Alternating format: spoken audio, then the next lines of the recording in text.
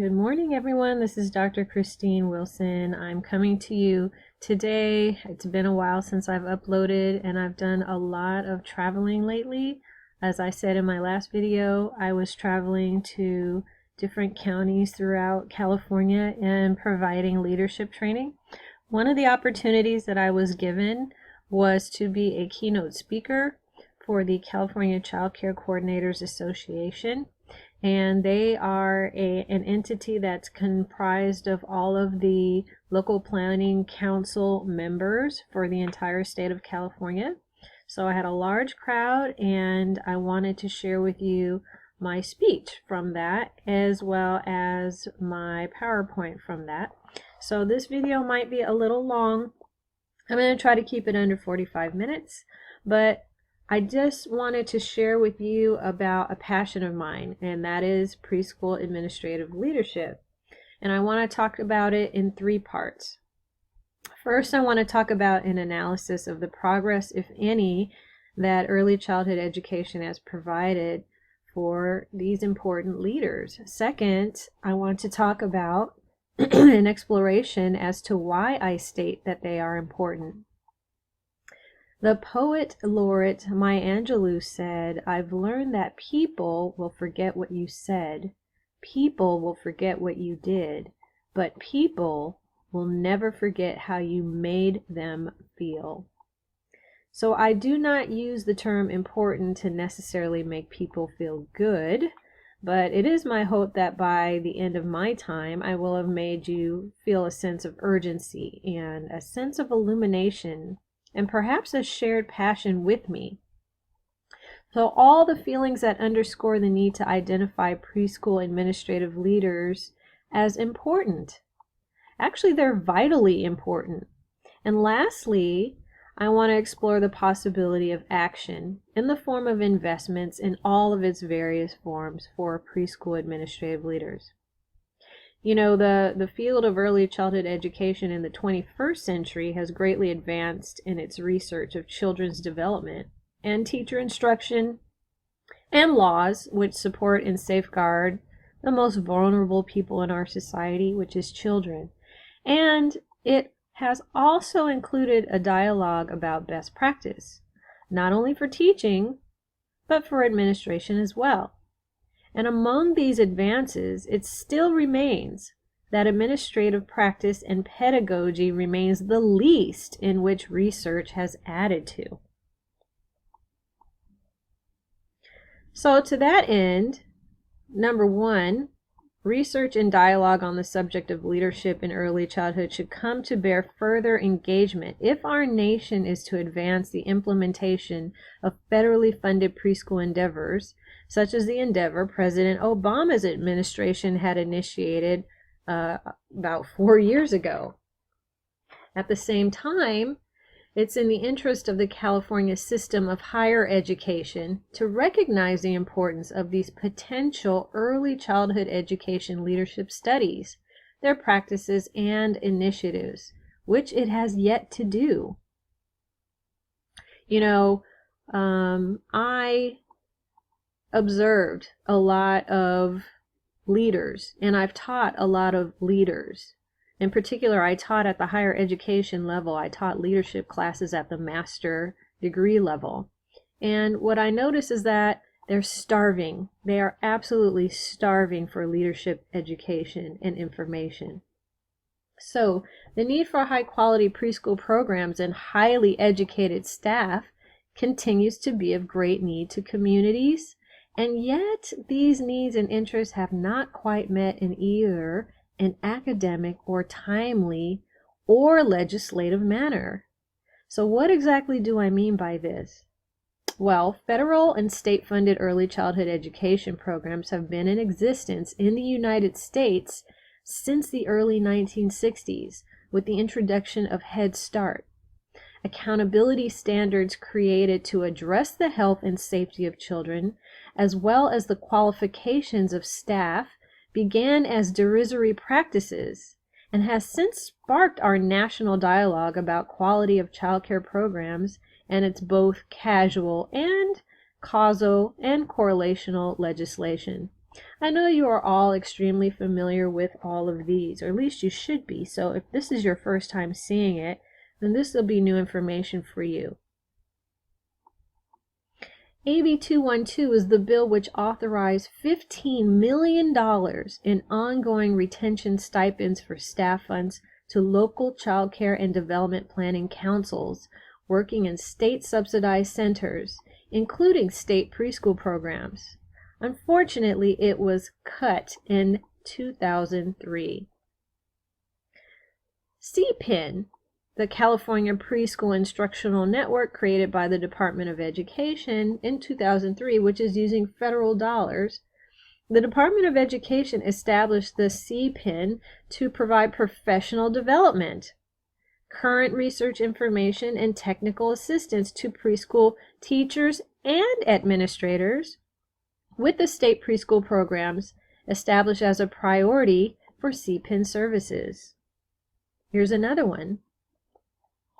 AB 172 of 2006, it directed $50 million from the state budget to expand preschool programs, improve preschool staff training, and create literacy and outreach programs for children who will enter kindergarten in the following year, also designed to strengthen Academic Performance Index, or APIs, for grades 1 through 3.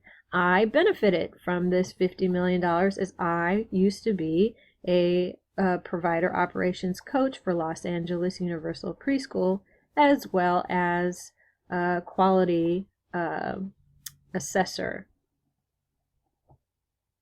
Now, SC 1629 of 2008 established the Early Learning Quality Improvement Advisory Committee, so that's ELQUIS, that is required to develop the policy and implementation plan for a quality improvement system, including the development of a quality rating scale aligned with a funding model for child care and development programs that serve children birth to 5. So I understand that a lot of these monies that are going to the local planning council, these are strategic planning processes that they go through, and they take place every 5 years, and they talk about workforce issues in early childhood. So I'm very understanding that the LPC local funding priorities address issues of access, and that each county, with the advisement of the LPC, is to use stipends for professional development. But here's something that I want us to think about as a whole. Let's look at this. Let's shift the emphasis for just a moment so that we can look at preschool administration and not so much classroom support. So with both the federal funding and accountability standards, which preschool programs now must maintain in order to sustain their funding, there are increased demands on administrative leaders to be highly educated, experienced, and effective leaders in ECE, essential to maintaining quality programs and leading exceptional teaching staff. Today, there are a variety of subsidizing agencies funding preschool programs. Some of these agencies have adopted the idea of providing professional, technical support for preschools under their financial umbrella, which include, quote-unquote, seasoned professionals in the field of early care and education who specialize in providing that technical support. I happen to know a few of these seasoned professionals. Some of them actually are. Some of them just have the right amount of education, but they don't really have the experience and background to do the job. This support may be provided by coaches or consultants. I have been both, who provide resources, advice, and feedback using evidence-based data for classroom curricular support and parent engagement, procedural implementation, and a whole variety of other considerations preschool program administrative leaders must contend with. So just recently, Los Angeles Universal Preschool has added a specialized position where a coach works solely with administration on meeting tier ratings. Many subsidized preschool programs, despite Having technical support systems in place, such as professional development plans, coaching, and ties to community agencies, are not successful in that they may have poor curricular implementation, staff turnover, weak parent engagement, and inexperienced leadership, which have direct influence on teacher instruction and program culture, thus having direct influence on children's outcomes.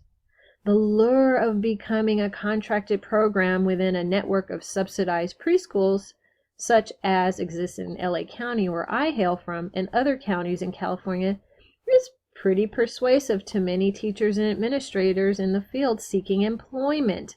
That seems to guarantee the quality will be contractually designed and subsidized to provide. Those contracted subsidies are designed to address long-held issues in the field of ECE, such as low wages, staff turnover, and absent health care benefits, and little or no extra staff for classroom coverage. Yet, with the enticement of more money, also comes the caveat of ever-increasing accountability, particularly of those for administrative leaders to support and motivate teachers to deliver excellent services to different children and families. So when I say that these needs and interests have not quite met in either an academic or timely or legislative manner, I mean with regard to ensuring those administrative leaders are really targeted with those particular investments, such as academic, timely, and legislative investments.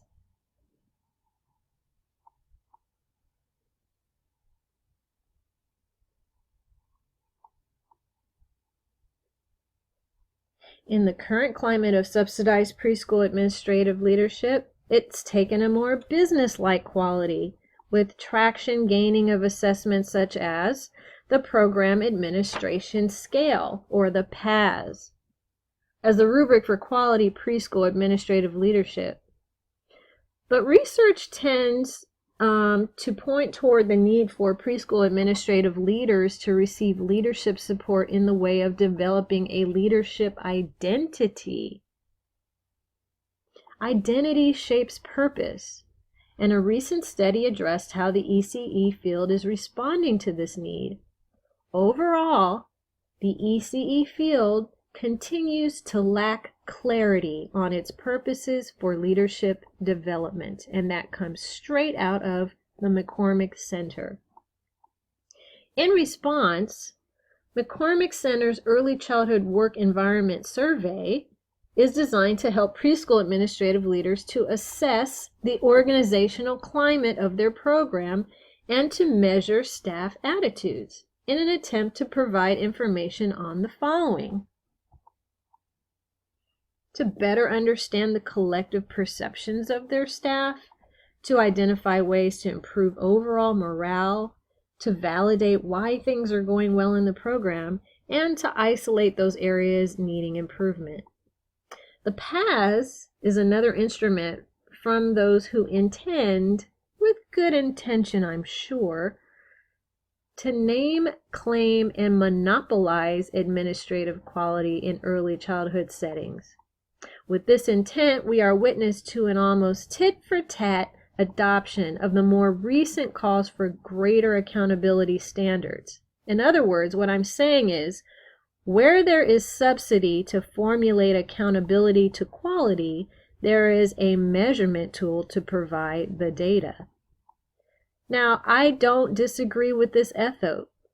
I am in full support for the need of valid and reliable tools to collect data. I myself am a data collector. These adopted tools, with no exception, provide the ontology for dialogue about quality, but subsequently, unfortunately, become the only rubric by which quality is defined. Now, I realize that that was a pretty controversial statement. Plans to adopt the PAS is an attempt to adopt something that can provide a relatively easy-to-use criterion-referenced assessment for program administration evaluation purposes. But I argue that the PAS is highly unlikely to completely measure or assess the specific goals and objectives of a program, department, or institution, and how administration practice and pedagogy either supports or impedes them. I assert it would also be wise to allow for a more holistic view of the development of the preschool administrator beyond the procedural aspects to include the identity development, the pedagogical development, and the professional development of the complex individual with their complex role as leader. Administrative leadership in ECE itself seems an unsupported path.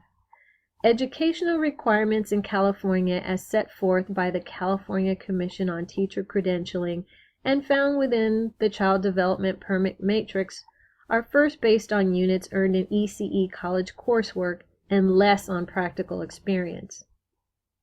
This comes from the Child Development Training Consortium, as you can see here, the qualifications for site supervisor and program director. In California, there are 6 units of college-level administration, which is only 2 mandated courses individuals must complete to meet the educational requirements to become a preschool administrator. In addition, the majority of the courses one must take to earn their site supervisor permit in California are not based on a curriculum designed for preschool leadership. They're primarily based on a curriculum designed for teaching. There exists a much larger body of research on publicly funded preschool composed of state evaluations. We have Gormley and Phillips and Gayer, Young, Barrett, Hutst, and Friedman, which examine classroom quality, teacher qualifications, and teacher instructional practice. However, much less research has been conducted on the impact on preschool administrative leaders, and less is still known about the administrative leadership impact on program climate and staff while working within publicly funded programs. That is not enough evidence. The relatively small body of research that currently exists on administrative leadership in a preschool has focused on the relations between a measure of program quality via child outcomes and the qualifications and experience of child care directors. So these studies have uncovered that well-educated and stable leaders positively influence children's experiences and outcomes. However, of the small amount of research on preschool leadership, even fewer studies have examined how child care directors approach their work. Only 2. Each of these studies failed to study the administrative leadership necessary to create and sustain a successful preschool program under such performance-based contracted and subsidized settings. You see, the more we grow the QRIS, the more we subsidize preschool settings, the more we start to see that we really need more research done on how these administrative leaders need to behave, how they need to motivate, and how they need to sustain their successful preschool programs under all of that paperwork, under all of those obligations. There's only one out there so far, and that is the one that I did at the University of Southern California. But we'll get to that in just a minute. By measuring the requirements for preschool administration and identifying the current studies done on administrative leadership, it does indeed seem the path for administrative leaders is a predominantly unsupported path, particularly for those who feel especially efficacious in the classroom as a teacher. So research done in the last 7 years unveils that ECE staff are reluctant to become administrative leaders for fear of losing time with children and fear that losing that time means more time spent with compliance. And it already goes against their established pedagogy, which they built in the classroom. In addition, early childhood education administrative leaders are reluctant to stay in leadership positions because they have never envisioned creating and managing a pedagogical vision beyond what they already know would be a part of their leadership role.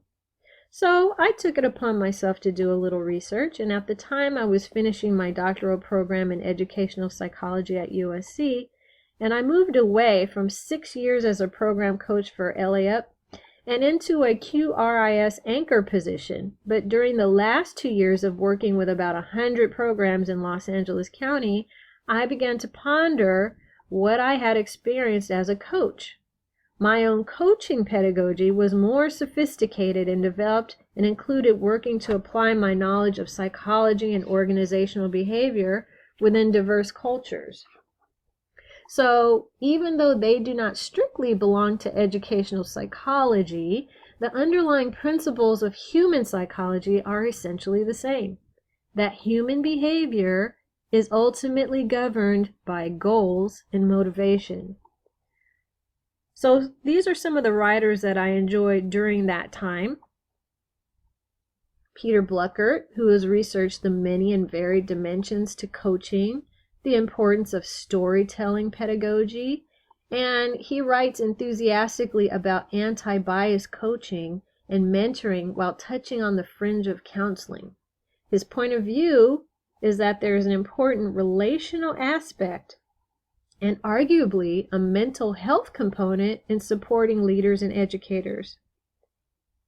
Also in the recent decade, I have read and integrated the concepts and principles of process consultation by Edgar Schein. I really like Edgar Schein.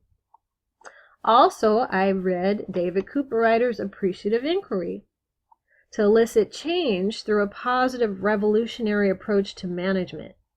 Through graduate school, I was changed as an educator myself and wonderfully seduced by the writings of Paulo Freire and Bell Hooks. They wrote on liberation, praxis, and positive progressive education as the practice of freedom. So back to the research. The research I conducted endeavored to address many psychological and contextual challenges, studying the psychological constructs of leadership in ECE performance-based settings. This was a pretty new and challenging endeavor. Despite the fact that I beautifully executed an absolutely flawless study, there is much to be learned about the leadership and followership relational constructs still. There's much to be learned about the organizational setting and its allowance for charismatic leadership to effectuate high quality in early childhood settings, regardless of its programmatic obligation to a governing source of subsidy. However, in this particular study, it should be noted that those in the study who lead high-quality, successful preschool programs have demonstrated that despite the very insubstantial amount of education and administrative leadership available to them, their practice and their ideology and their beliefs effectuate organizational success year after year. How they think and what they do was of utmost importance to be captured and compared to their lower rated counterparts. So as you can see here, I had a full hour to present that research, and I did do so to the local planning committee folks who were there that day, and there were almost, I'd say 80, maybe 75 to 80 people there that day, all representing their counties. So let's explore the role of the preschool administrative leader as mediator/translator between subsidizing agency oversight and program staff With regard to any conflict between leading a program focused on meaningful work with children and compliance to the organization of subsidy, here's what one preschool administrative leader, or PAL, as I call them, had to say.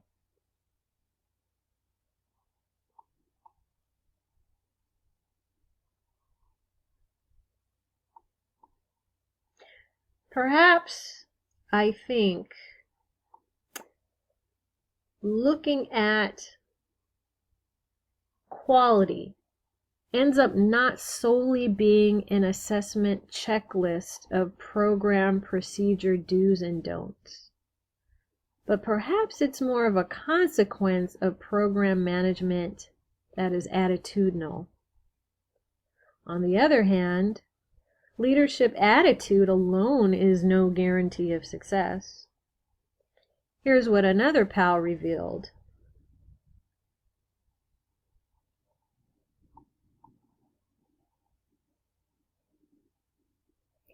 So there seems to be a prevailing issue to be able to successfully lead subsidized programs under contractual obligations when those obligations can at times lead to very unsuccessful climates of change and instability and management concerns. To try to make sense of these varied and many challenges, the research that contributed to my study turned to Shamir House and author's theory on charismatic leadership and Bowman and Deal's 4 leadership frames. The literature was pretty evident. High-functioning organizations are more likely to be relevant under conditions that do not favor leadership being based and influenced on the use of extrinsic rewards and punishments. The research also concluded that the use of extrinsic incentives require the stability and use of the organization's general conditions to be effective. So those extrinsic rewards and or punishments are not the way to lead to program quality. It's really the general conditions that have to be effective. Now, who controls the general conditions? We could debate about that. Whether the debate on current preschool administrative leadership consists of measurable checklist on program procedures or psychological constructs of successful leadership, leadership in either case requires the ability of the leader to specify and clarify goals, provide considerable available knowledge about the means for achieving those goals, as well as objective or highly consensual ways of measuring performance. And you also have to have a high degree of discretion in the allocation of rewards on the basis of performance. To ignore that preschool administrative leaders, too, are in need of a vast array of developmental support is to turn our backs on the very core of the values early childhood educators profess to protect. That the early childhood field is a people processing endeavor that is less about business and more about human development. Leadership practice centers not only on what people do, but how and why they do it. Across the board, the research data suggests that highly rated and successful PALs demonstrate specific types of leadership traits, practices, and philosophies that concur with Shamir House and author's charismatic leadership theoretical framework and charismatic leadership behaviors. And indeed, they have an impact on their organization and staff. Additionally, it is important to note that my study revealed how those traits affect the performance of their organizations and staff, which favor conditions that are of high quality in their symbolic, political, human resource, and structural nature, and through the existence of motivational mechanisms, without which the transformational effects of charismatic leadership could not be explained. By now, I hope you're all intrigued by the research that I've conducted about administrative leaders, and you understand its importance and its implications on the QRIS and ECE in general. If you are intrigued, wonderful. Here's the good news.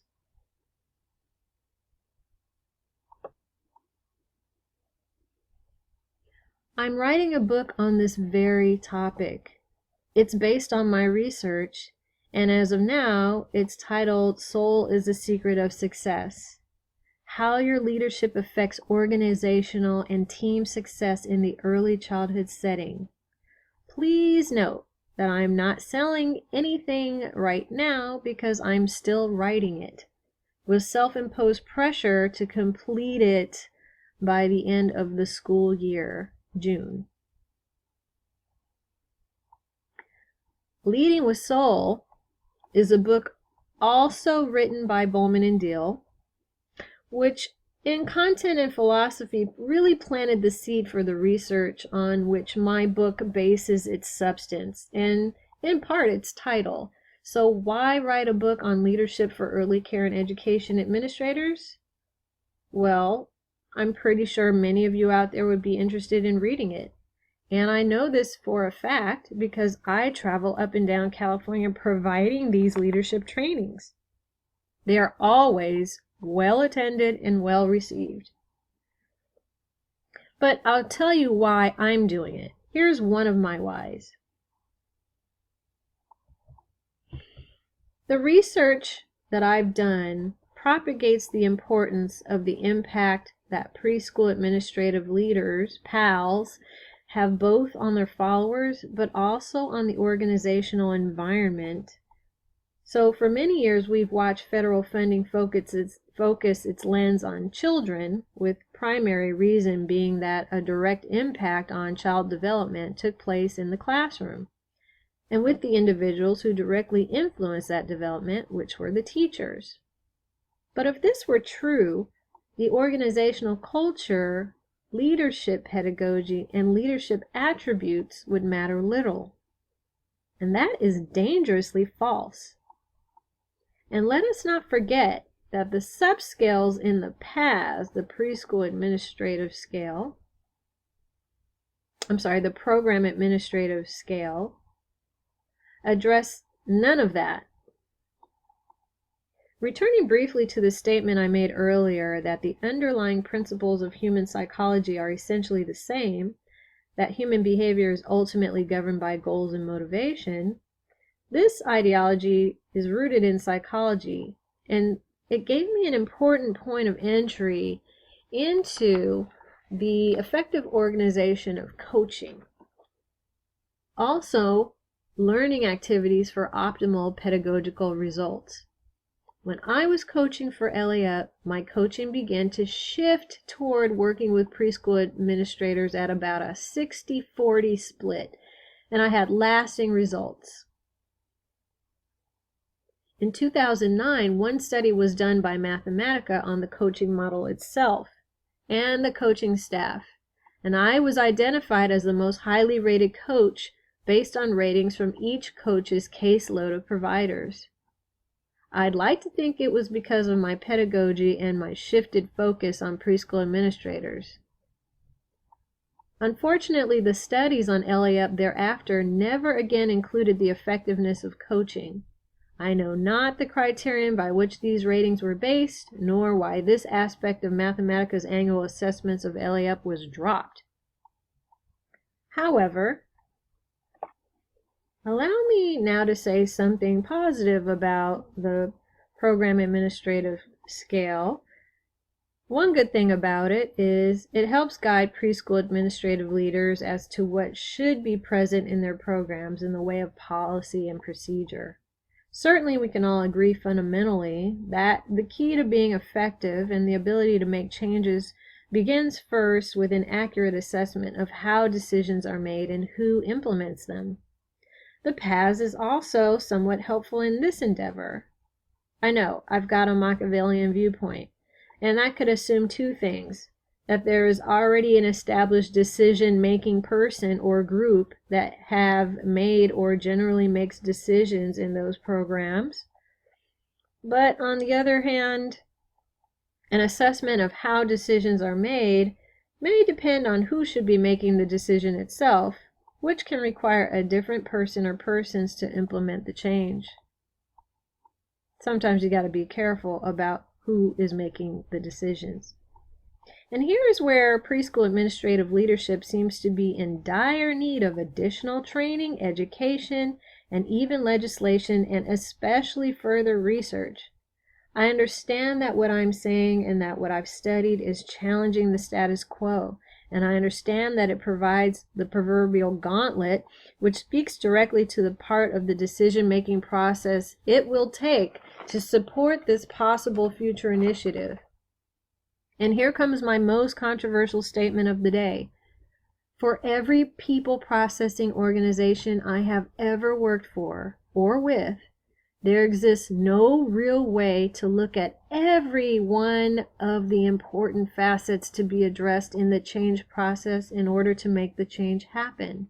Why? Because there exists a stifling growth of fear of the unknown, which itself automatically breeds lack of accountability. Welp, it's no longer all unknown, and you've all just officially been briefed. So, to begin to kind of wrap this up, we're all okay with this. Does it really capture everything we need? Not really. What we need to do is start moving toward investments. Because to fully understand the role of the early childhood program administrative leader at its basic and fundamental level, as well as now its impact on the psychological, cultural, and organizational level, it's to ensure that high quality of the programs that it impacts, including by the parameters set out forth by their funders, either privately or publicly funded. The challenge seems to be with the work and the focus and the stress of attaining educational levels for the teachers. The question is, who will you target with those millions of dollars of investments if you are trying to raise the scores of the QRIS continuum? Where should that money be going? We've tried investing in teachers in classrooms. We've seen a great benefit.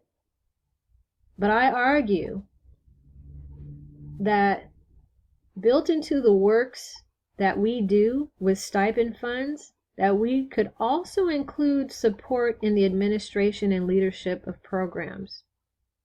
So I urge anyone that's listening to this or watching this on YouTube right now, with the information that I've shared with you today, and in more detail as I put out more videos, please ask yourselves, how are we really helping ECE? How are we helping administrators who we've earmarked funds for? How are we helping them at the higher education level? How are we helping them at the legislative level? One dilemma is there's still a debate in the field for an agreement on what high quality definitively is. And to further complicate this matter, it's popular in private circles to openly question parameters of high quality as derivatives driven by money, often viewed as the progenitor of the dilemma, and which end up influencing their justification, unfortunately. These moral dilemmas in ECE are just the beginning of the types of organizational context and consideration for, say, local planning committees and anyone else who's holding money. At the end of the day, especially with money tightening more and more, we who are dedicated to ECE and who are the decision makers impacting those who lead preschool programs, whether with great or reduced skill, must concede to the bottom line. Do what it takes to keep the ship floating and even sailing to greater destinations. We have a calling.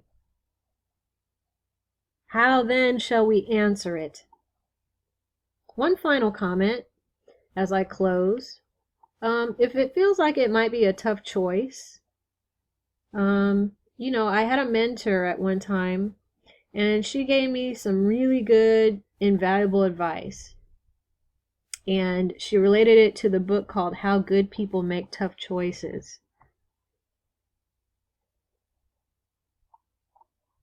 She said, in times like these, it's good to keep the ship floating, but you're also allowed to rock it. So this statement for me has some duality. Rock it, as in intelligently recreate the existing structure where needed, and rock it, as in, hey, you know, rock it. Be your best and do your best to achieve undeniable success. So I hope that this helped you understand what my passion is. I hope that I've made the call to you a very urgent call to support research, higher education, and legislation of preschool administrative leaders. Please, if you have the time, go to a USC library and type in my name, and you will see my dissertation there. Again, I'm writing a book about it, so you might want to wait for that as well. So thank you for listening, and thank you for watching my YouTube channel at Pre-K Coaching.